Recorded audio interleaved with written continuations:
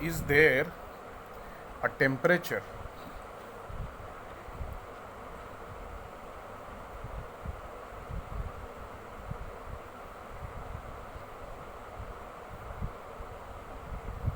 which is numerically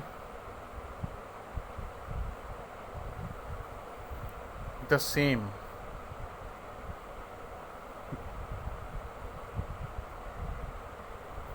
both in Fahrenheit and Celsius.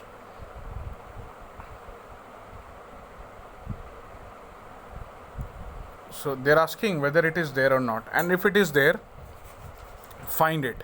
Okay, students. So the approach that you need to have here is your degree Celsius should be equal to Fahrenheit, isn't it? That should be there, and that should be equal to x, right? Now, since we know this equation that F is equal to 9 by 5 into C plus 32, right? Now, the Fahrenheit and the Celsius both has been taken as x. So, let's substitute Fahrenheit is equal to Celsius is equal to x, okay, into this equation. This is equation number 1 in equation number 1, okay. So the equation becomes x is equal to 9 by 5 x, 9x by 5 plus 32, right? Okay, so let's take the LCM of the RHS. X is equal to, LCM is 5 only because this is 32 by 1, am I correct?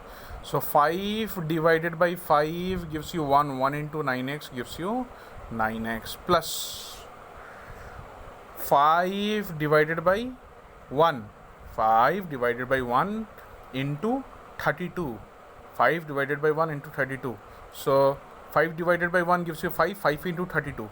5 2s are 10, carry 1, 5 3s are 15 and 1, 16. So it's 160, which implies that, say, this x into 5 gives you 5x is equal to 9x plus 160, right?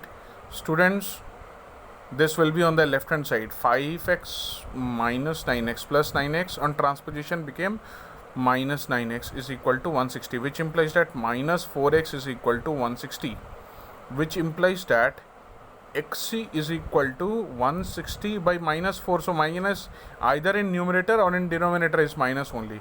By 40 gone. So sorry, it's not 40, it's 4. Students, it's 4, please. 440. So it's minus 40 degree.